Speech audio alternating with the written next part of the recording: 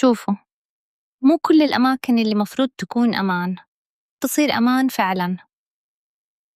أحياناً المكان اللي المفروض يحضنك ويخليك تركز على مستقبلك ينقلب فجأة لساحة صراع، وكل يوم في اختبار مو بالدراسة، لا، بالنفس اللي تاخده وإنت تحاول تتحمل. القصة تبدأ مو من باب الإقامة، القصة تبدأ من صوت بنت كانت واقفة آخر الليل عند الدريشة تمسك جوالها بيد ترجف وتقول لصديقتها بصوت مخنوق: والله تعبت، مو قادرة أبلع اللي قاعد يصير، شلون نسكت أكتر؟ ردت عليها الثانية وهي تحاول تهديها، بس نبرتها كانت مكسورة مثلها: إذا تكلمنا نتبهدل، وإذا سكتنا نموت حبة حبة، اختاري يا قلبي. هذه كانت حياة يومية داخل إقامة جامعية المفروض تكون مكان راحة، بس الواقع كان شي ثاني تماماً، واقع مليان ضغط، قهر، وتفرقة توجع القلب قبل العين. من أول ما تدخل المطبخ ريحة الأكل تعطيك إحساس إنك لازم تفكر مرتين قبل تاكل. واحدة من البنات كانت تفتح الغطة وتصرخ بخفوت: يما شوفوا هذا أكل ولا تجربة علمية؟ ترد عليها الثانية بنص ضحكة ونص قرف: كلي وسكتي، إذا اشتكينا بيقولون دلع بنات. والسقف فوقهم يقطر ماي، لدرجة إنه واحدة كانت تمسك صحن وتحطه تحت التنقيط وتقول بسخرية: يلا على الأقل عندنا مصدر مياه طبيعي. الكهرباء حدث ولا حرج، أسلاك مكشوفة كأنها تستنى شرارة بسيطة عشان تقلب المكان جحيم، وكل واحدة تمشي وهي تحسب خطواتها. مو خوف من الظلام، خوف من اللي ممكن يصير فجأة. بس المصيبة مو بس في الظروف، المصيبة الأكبر كانت في التعامل. المدير اللي المفروض يسمع ويحل كان العكس تماماً، صوته دايم أعلى من أي صوت وعصبيته تسبق كلامه.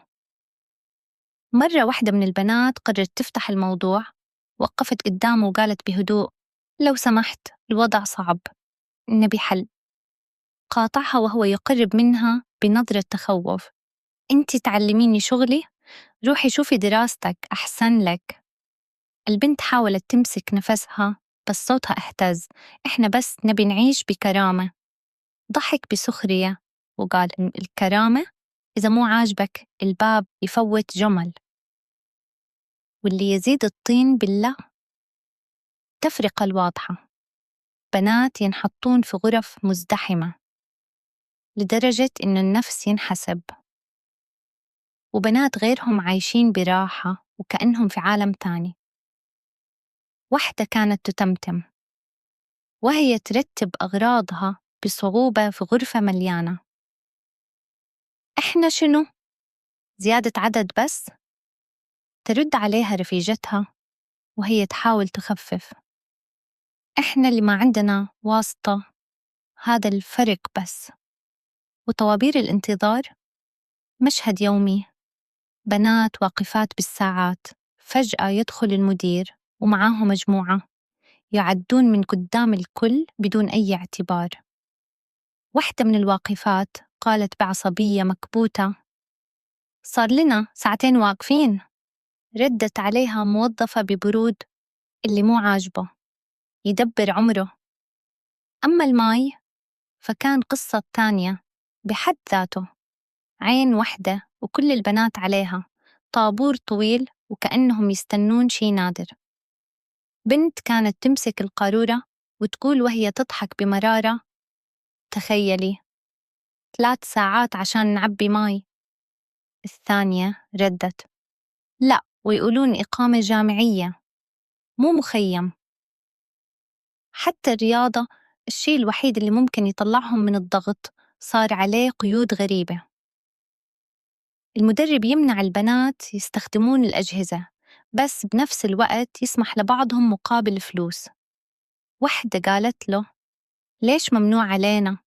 رد ببرود: هذه قوانين. رفيجتها همست لها: قوانين ولا مصالح؟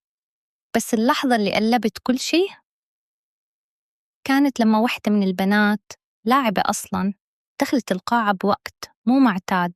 المكان كان فاضي بشكل غريب. نادت بصوت خفيف: في أحد؟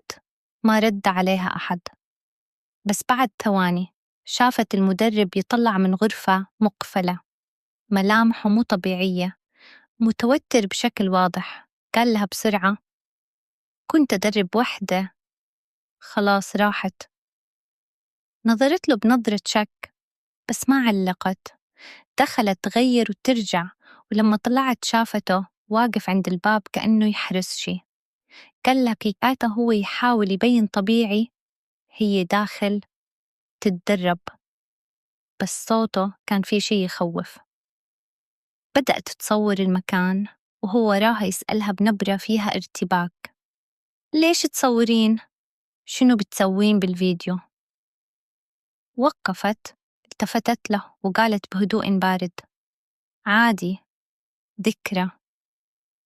بس من هاللحظة كل شي تغير.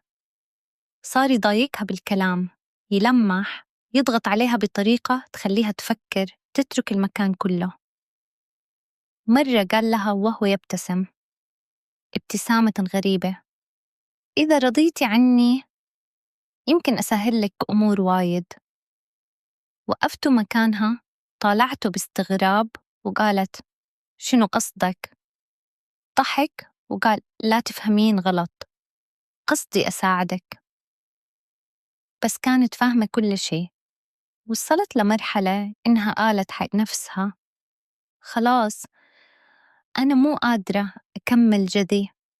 بس اللي ما كانت تدري عنه إنه اللي جاي مو بس مضايقات، اللي جاي كان مواجهة حقيقية مع نظام كامل مبني على الخوف، ومع قرار راح يغير كل شيء. اللي صار عقبها كان أسرع مما أي أحد يتوقع، لأنه الموضوع ما وقف عند اللي صار داخل الإقامة. لا، الأمور طلعت برا ووصلت لمستوى ثاني تماماً. البنت اللي كانوا ناويين يكسرونها رجعت ولايتها، بس ما سكتت. راحت عند رفيجتها اللي ساكنة في إقامة ثانية وقالت لها وهي تحط الورق قدامها: أنا ما أبيهم ينتقمون، أنا أبي حقي ينفهم صح.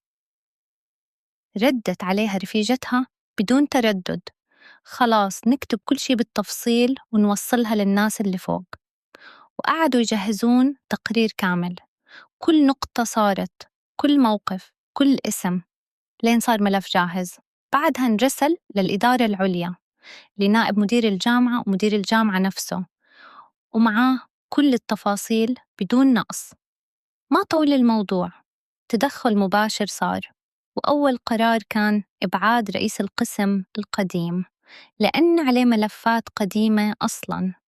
البنت رجعوها تكمل دراستها بشكل رسمي.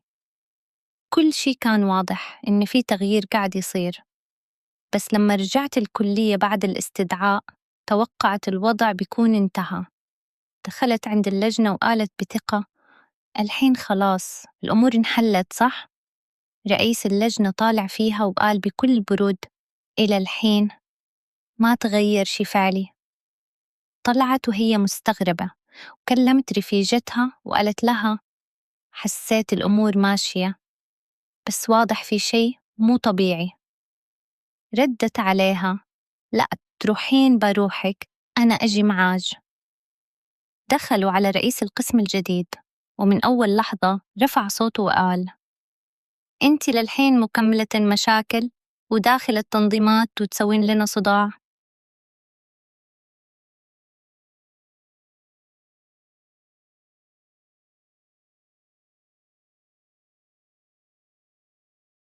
البنت ساكتة. الثانية تدخلت وقالت: لو سمحت خلها تشرح. قطعها وهو يشير بيده: أنتِ لا تتكلمين، مو محاميتها. وبعدها لف عليها وقال: لا تحسبين الموضوع خلص، أي غلطة بسيطة ممكن ترجعين سنة كاملة. البنت ردت بهدوء: أنا شغلي واضح ومذكرتي شبه جاهزة. قال لها دوري لك مشرف يقبل فيج، وإذا ما لقيتي الله يسهل. الفترة اللي بعدها كلها كانت ضغط شغل. غيرت موضوعها واشتغلت من جديد، وكانت تخلص كل شي بنفسها وترسل للمشرفة القديمة، بس الأخيرة قطعت التواصل تماماً. قالت حق رفيجتها وهي تراجع الأوراق: ما ترد علي، كأني مو موجودة. ردت: كملي، لا توقفين عشان أحد. لين لقت مشرف التاني واشتغلت معاه من البداية للنهاية. خلصت كل شي قبل الوقت، بس يوم التسليم صار شي غريب. المشرف اختفى، لا يرد على اتصال ولا يبين في الكلية. كل يوم تروح من الصبح للدوام لين العصر تنتظره وتدق عليه بدون فايدة. راحت تشتكي، قالوا لها انتي بدأتي الموضوع، خلصيه بروحج. واحد من الموظفين قال لها واضح في ناس مو عاجبهم إنجي تخلصين بهالطريقة. وفي هالوقت نفس الموظفة اللي كانت تنصحها بالبداية رجعت لها وقالت: تعرفين وين طليينه؟ روحي له بنفسج. راحت له مكان بعيد شوي عن الكلية، ولما شافها انصدم. قال لها شلون وصلتي لهني؟ قالت له أبي توقيعك الحين. وقع لها مباشرة، ورجعت قدمت ملفها كامل بدون تأخير، وطلعت من المكان كله متجهة لولايتها. أما الطرف الثاني في القصة، الأمور عندها ما هدت. المدير غير أسلوبه وصار يلمح بشكل مباشر عن الخطر. واحد من العمال وقف عندها وهي تاكل وقال: أنت ما تخافين؟ اللي يصير مو بسيط. ردت عليه: أنا عارفة شو قاعد أسوي. قال لها: أنا أخاف على أهلي. أنت فكري.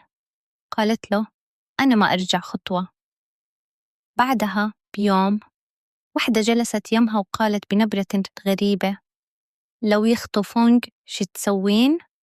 ردت وهي تطالع فيها: خلهم يجربون. البنت ضحكت وقالت: متخيلتج مربوطة وتاخذين ضرب. ردت عليها: هالحركات ما تمشي علي. بعدها صارت محاولات مباشرة. واحدة دخلت عليها الغرفة، تكلم بلطف بالبداية، فجأة تغير أسلوبها وقالت: انسحبي ولا بتدخلين بمشاكل أكبر. صار بينهم شد على الجوال، وكل واحدة تحاول تاخده من الثانية، لين دخل اتصال قطع الموقف. وفي مناسبة داخل الإقامة، واحدة مسكتها من رقبتها قدام الناس وقالت: يلا تعالي تعتذرين. وقفت مكانها وما تحركت لين تدخل واحد من التنظيم ووقف الموضوع. وبعدها بدأت تجمع توقيعات الطالبات، بس صار ضغط عليهم، تهديدات مباشرة إن أي وحدة توقع رح تتأذى. واجهت واحد منهم وقالت له: مو عيب تهدد بنات بهالطريقة. قال لها: هادي شغلي. ردت: واضح شغلك شنو؟ بعدها تم استدعائها وانحبست في مكتب، وكانوا يحاولون ياخذون جوالها بالقوة، وهي ترفض وتقول: ما عندي شي معاي. وبنفس الوقت بدأت حملة ضدها داخل الإقامة، أوراق، كلام، حتى على الإنترنت. وصار في بنات يبتعدون عنها بسبب الكلام المنتشر. وصل الموضوع لاعتداء مباشر داخل قاعة الرياضة. مجموعة سدوا عليها الباب ووقفوا قدامها. واحدة قالت: ما تدخلين. ردت: هذه قاعة عامة. حاولت تمر بينهم وصار اشتباك وضرب مباشر، لين طاحت على الأرض والبنات حوالين المكان ركضوا يفكون بينهم. قالت واحدة من الموجودين: وقفوا، بتصير مشكلة أكبر. بعدها رجعت تواجههم عند الباب، سألت الأمن: منو هادي عشان تمنعني؟ ما أحد رد، والمدرب واقف يتفرج. قال لها: خلوها تدخل. دخلت، بس بعدها حست بتعب شديد وجلست برا، والبنات اتجمعوا حوالينها. انطلب منها تروح للمدير وقال لها: خلصوا الموضوع بينكم. ردت: أنا رايحة أقدم شكوى. قال لها: برحتج. الأمن بالبداية رفضوا يودونها المستشفى، وقالوا ما فيها شيء، بس لما أصرت أخذوها وانكشف وجود إصابات فعلية.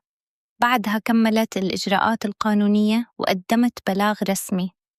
آخر شيء رفعت الموضوع كامل، وكل اللي صار موثق، وقالت كلمتها بدون تراجع. وبس، هذه نهاية القصة. أحداثها كانت واضحة، وكل اللي صار فيها وصل للنهاية اللي شفتوها. إذا القصة وصلت لك وحسيت إنها تستاهل توصل لغيرك، ما توقفها عندك سو لايك للفيديو وشاركه مع غيرك، ويمكن صوت يوصل أبعد مما تتوقع.